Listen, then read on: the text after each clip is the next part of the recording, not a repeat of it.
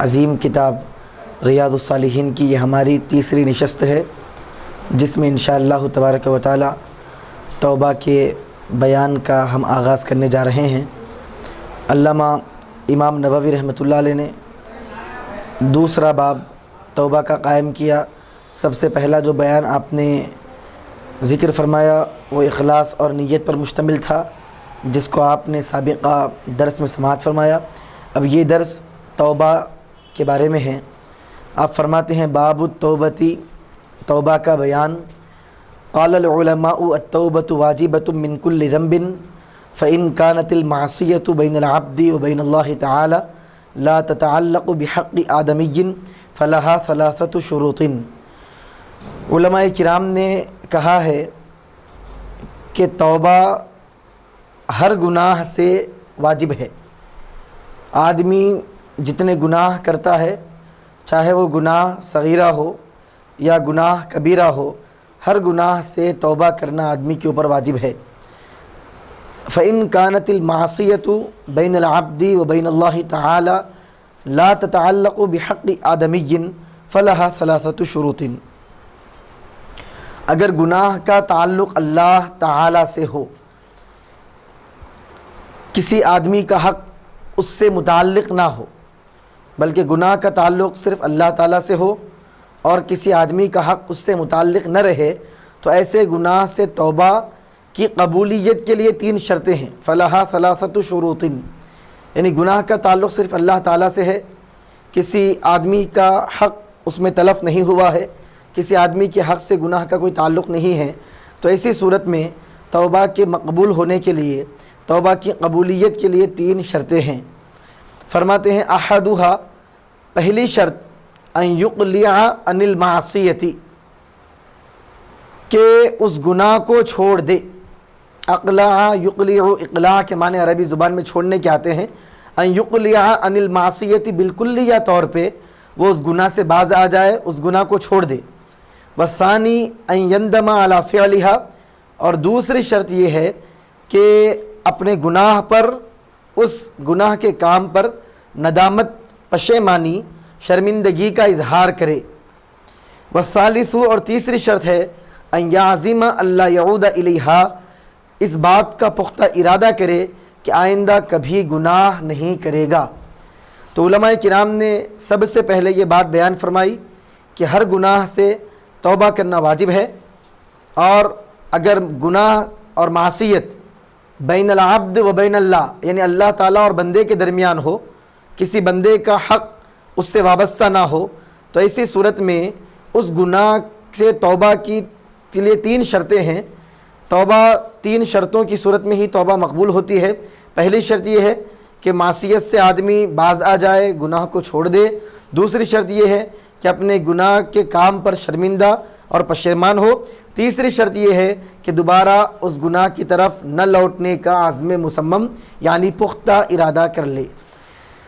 ان تین شرائط کو بیان کرنے کے بعد علامہ امام نووی رحمۃ اللہ علیہ فرماتے ہیں فَإِن فُقِدَ أَحَدُ الثَّلَاثَةِ لَمْ تَصِحَّ تَوْبَتُهُ، اگر ان تین شرائط میں سے کوئی بھی شرط مفقود ہو جائے، یعنی ان تین چیزوں میں سے کوئی چیز نہ پائی جائے، یعنی پہلی شرط بیان کی گئی تھی گناہ سے باز آ جانا، گناہ کا کام نہ کرنا، وہ گناہ کے کام کو نہ چھوڑے بلکہ گناہ کا کام کرتا جائے اور اس کے ساتھ توبہ کرے، یا گناہ کے کام کو تو چھوڑ دیا لیکن اس کو پشیمانی اور شرمندگی کا احساس اس کے دل میں نہیں ہے، یا وہ پختہ ارادہ نہیں کیا گناہ کی طرف نہ لوٹنے کا، بلکہ اس کے دل میں ایسا کچھ ارادہ ہی نہیں ہوا۔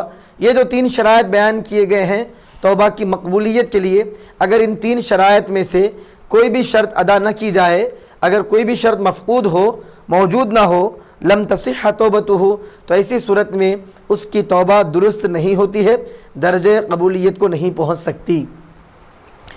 وَإِن كَانَتِ الْمَعْصِيَةُ تَتَعَلَّقُ بِآدَمِيٍّ، اس کے بعد آپ فرماتے ہیں یہ تو اللہ کے درمیان اور بندے کے درمیان گناہ کا معاملہ تھا۔ مطلب اس کا یہ ہے کہ اللہ تبارک و تعالیٰ نے جو اوامر دیے ہیں، یعنی جن چیزوں کو کرنے کا حکم اللہ تعالیٰ نے عطا فرمایا ہے، بندہ اس کو نہ کرے تو یہ بھی گناہ ہے۔ اللہ تعالیٰ نے جن چیزوں سے رکنے اور جن چیزوں سے بچنے اور اجتناب کرنے کا حکم فرمایا ہے، اس سے نہ بچے تو یہ بھی گناہ ہے۔ تو اوامر اور نواہی، اللہ तबारक व तआला ने जिन कामों को बजा लाने का हुक्म दिया है और जिन कामों से अल्लाह तबारक व तआला ने रोका है, अगर बंदा उसके मुताबिक अमल न करे तो ये गुनाह होता है बंदे के दरमियान, खुदा के दरमियान। तो ऐसे गुनाह से तौबा करने के लिए 3 काम बंदे को करना होते हैं। पहला काम आपने सुना कि गुनाह से बाज आ जाए, दूसरा आपने सुना कि पशेमान रहे, तीसरा आपने सुना कि पुख्ता इरादा करे दोबारा गुनाह की तरफ नहीं लौटेगा। अब दूसरी बात, ये तो था बंदे और खुदा के दरमियान का मामला। दूसरा मामला, व इन कानतिल मासियतु ततअल्लक़ु बि आदमिय्यिन, अगर गुनाह का ताल्लुक़ दूसरे आदमियों से है, यानी किसी आदमी से गुनाह का ताल्लुक़ है, तो उसके लिए अरबा फशुरूतुहा अरबाअतुन, तो उसके लिए 4 शर्तें हैं। गुनाह का ताल्लुक़ अल्लाह से हो तो 3 शर्तें हैं, गुनाह का ताल्लुक़ किसी बंदे से हो, गुनाह का ताल्लुक़ किसी आदमी से हो तो उसकी 4 शर्तें हैं। हादिही सलासा, अब तक जो 3 शर्तें बयान की गई वो 3 के रहने के साथ साथ और एक मज़ीद शर्त है उसमें, वो ये है व अन यबरअ मिन हक़्क़ि साहिबिहा, कि वो साहिब हक़ का हक़ अदा कर दे।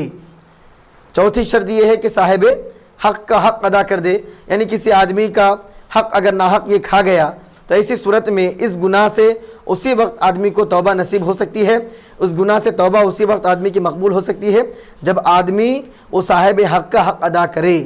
फ़इन कानत मालन, अब साहिब हक़ का हक़ अदा करे तो हक़ सिर्फ माल की शक्ल में नहीं है, हक़ सिर्फ तकलीफ़ की शक्ल में, हक़ सिर्फ ग़ीबत की शक्ल में नहीं, हक़ के मुख्तलिफ़ तुरुक़ हैं, मुख्तलिफ़ जिहतें हैं।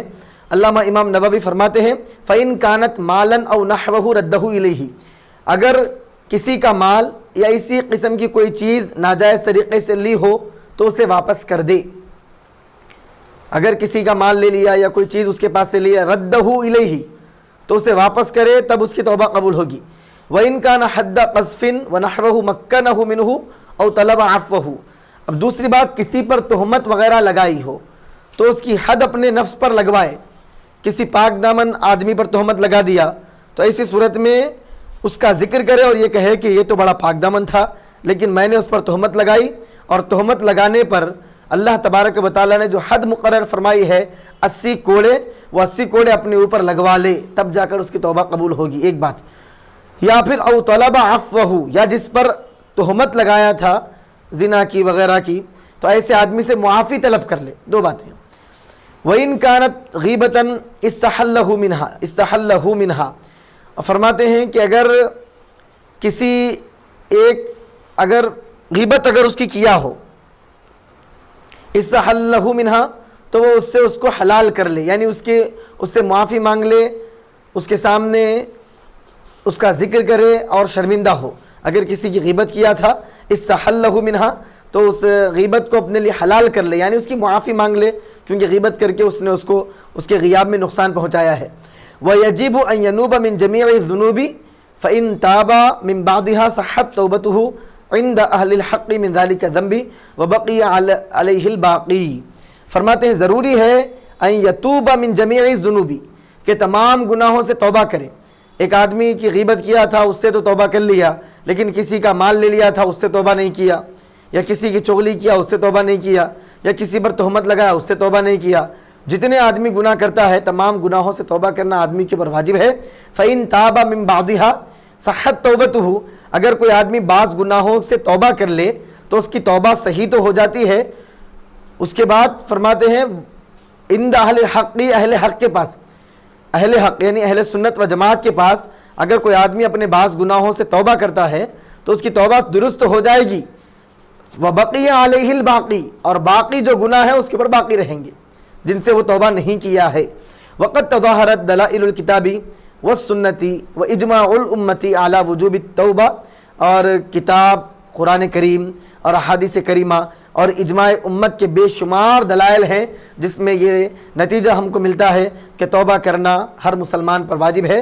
जितने वो गुनाह किया है तमाम गुनाहों से तौबा करना ये वाजिब है। कुरान, हदीस और इजमाए उम्मत से मुख्तलिफ इस पे दलाइल, कई दलाइल मिलते हैं। تو علامہ نووی رحمۃ اللہ علیہ نے یہ باب توبہ کا قائم فرمایا. آپ نے مقدمے کے طور پہ چند باتیں توبہ کے متعلق اہم بیان کی. قال اللہ تعالیٰ، اس کے بعد آپ آیت کریم بیان فرماتے ہیں. اللہ تبارک و تعالیٰ کا ارشاد ہے وَتُوبُوا إِلَى اللَّهِ جَمِيعًا أَيُّهَا الْمُؤْمِنُونَ لَعَلَّكُمْ تُفْلِحُونَ. سورہ نور کی آیت نمبر 31 ہے. اللہ فرماتا ہے اے مومنو، سب کے سب اللہ تعالیٰ کی طرف رجوع کرو، توبہ کرو. لَعَلَّكُمْ تُفْلِحُونَ، شاید کہ تم کامیاب ہو جاؤ، تاکہ تم کامیاب ہو جاؤ. وقال تعالی، اللہ نے اور ایک مقام پہ فرمایا استغفروا ربکم ثم توبوا الیہ، اپنے رب سے استغفار کرو اور اس کی طرف رجوع کرو، اللہ تبارک و تعالیٰ کی طرف پلٹ کر جاؤ. سورہ ہود کی آیت نمبر 3 ہے. وقال تعالی، اس کے بعد پھر اللہ اور ایک مقام پہ سورہ تحریم کی آیت نمبر 8 میں فرماتا ہے یا ایھا الذین آمنوا توبوا الی اللہ توبۃ نصوحا، اے ایمان والو اللہ تعالیٰ کی طرف خالص توبہ کرو. یہ 3 آیات بینات آپ نے توبہ کے سلسلے میں پیش فرمائے. اس کے بعد آپ حدیث شریف بیان فرماتے ہیں توبہ کے متعلق. اس باب کی پہلی حدیث ہے اور تسلسل کے ساتھ دیکھا جائے تو اس کا حدیث کا نمبر 13 ہے. امام نووی رحمۃ اللہ علیہ نے جو کتاب کا آغاز کیا ہے وہاں سے حساب کرے تو حدیث کا نمبر 13 ہے. اور باب التوبہ، توبہ کے بیان میں یہ پہلی حدیث ہے. فرماتے ہیں وعن ابی ہریرہ رضی اللہ عنہ، سیدنا ابو ہریرہ رضی اللہ تعالیٰ عنہ سے روایت کرتے ہیں. فرماتے ہیں قال، آپ نے فرمایا سیدنا ابو ہریرہ رضی اللہ تعالیٰ عنہ نے سمعت رسول اللہ صلی اللہ علیہ وسلم یقول، میں نے حضور پاک علیہ الصلوۃ والسلام کو فرماتے ہوئے سنا واللہ انی لاستغفر اللہ واتوب الیہ فی الیوم اکثر من 70 مرہ، بے شک میں اللہ تبارک و تعالیٰ کی بارگاہ میں استغفار کرتا ہوں، اللہ کی بارگاہ میں توبہ کرتا ہوں. فی الیوم، دن میں، اکثر من 70 مرہ، 70 سے زیادہ مرتبہ. حضور پاک صلی اللہ علیہ وسلم سردار دو جہاں، سرور کون و مکان، تاجدار انبیاء، تمام انبیاء کے سردار فرماتے ہیں کہ میں رات دن فی الیوم، دن میں 70 مرتبہ اللہ تبارک و تعالیٰ کی بارگاہ میں توبہ کرتا ہوں. رواہ البخاری، اس روایت کو امام بخاری رحمۃ اللہ علیہ نے روایت کیا ہے کتاب الدعوات باب استغفار النبی صلی اللہ علیہ وسلم فی الیوم واللیلہ میں. اب اس حدیث شریف سے ہم کو کیا پیغام ملتا ہے؟ ایک تو توبہ اور استغفار کی اس میں ترغیب ہے. حضور پاک علیہ الصلوۃ والسلام، انبیاء کرام علیہ الصلوۃ والسلام کے بارے میں اہل سنت و جماعت کا عقیدہ ہے کہ انبیاء معصوم ہیں. اللہ تبارک و تعالیٰ نے ان کو معصوم رکھا ہے. کوئی صغیرہ گناہ ہو یا کوئی کبیرہ گناہ ہو، بڑا گناہ چھوٹا گناہ، کوئی گناہ انبیاء کرام علیہ الصلوۃ والسلام سے سرزد نہیں ہوتا ہے. تمام انبیاء اس سے معصوم ہیں. جب انبیاء گناہوں سے معصوم ہیں تو سرور کون و مکان صلی اللہ علیہ وسلم تو بدرجہ اولا اس سے معصوم ہیں. کوئی گناہ سرزد نہ ہونے کے باوجود بھی اتنے مرتبہ حضور پاک علیہ الصلوۃ والسلام کثرت سے استغفار فرماتے تھے. اس میں تو 70 مرتبہ ہے. مسلم کی روایت جو آگے آ رہی ہے اس میں 100 مرتبہ کا تذکرہ ملتا ہے. ایک دن میں حضور پاک علیہ السلام 70 سے 100 تک اللہ تبارک و تعالیٰ کی بارگاہ میں استغفار فرماتے تھے. تو توبہ اور استغفار کی ترغیب امت کو تعلیم دینے کے لیے حضور پاک علیہ الصلوۃ والسلام نے اس طرح عمل فرمایا. تو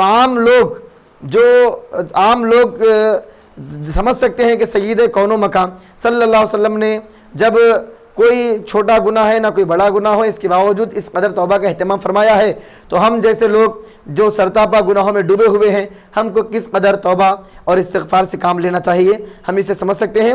اور توبہ کی کثرت، بار بار توبہ کرنا اور توبہ میں استمرار یعنی مسلسل توبہ کرتے رہنا، یہ آدمی کے لیے بہت اچھا ہے. کیونکہ غیر شعوری طور پر بھی آدمی سے بعض گناہ سرزد ہوتے ہیں. مسلسل توبہ کرتے رہنے سے اللہ تبارک و تعالیٰ غیر شعوری طور پر صادر ہونے والے گناہوں کو بھی معاف فرما دیتا ہے. تو اس حدیث شریف سے ہم کو 2 پیغام ملے. ایک تو حضور پاک علیہ الصلوۃ والسلام نے امت کو یہ تعلیم دی ہے کہ آقا دو جہاں جن کا کوئی گناہ ہی نہیں ہے، اس کے باوجود بھی تعلیم امت کے لیے اس قدر اللہ تبارک و تعالیٰ کی بارگاہ میں توبہ کرتے ہیں. تو ہم کو کس قدر توبہ کرنی چاہیے. اور دوسری بات، کثرت سے آدمی کو توبہ کرتے رہنا چاہیے تاکہ غیر شعوری طور پہ، غیر ارادی طور پہ بندے سے جو گناہ سرزد ہوتے ہیں رات اور دن میں، اس توبہ کی کثرت سے وہ گناہ معاف ہو جاتے ہیں.